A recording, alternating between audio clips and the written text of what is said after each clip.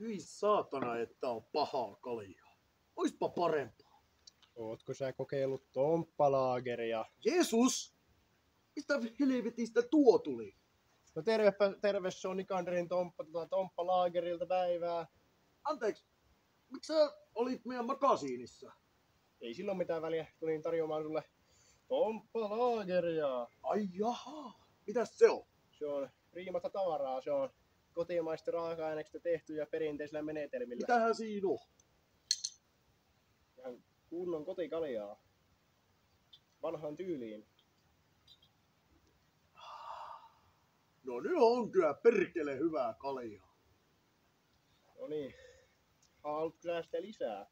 Kyllä. Paljon tämmönen maksaa? Se on 2 euroa pullo. Tuu vaan tonne autokeitaan taakse 3 aamuyöllä.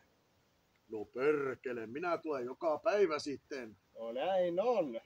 Näin on. Tomppalaager on hyvä.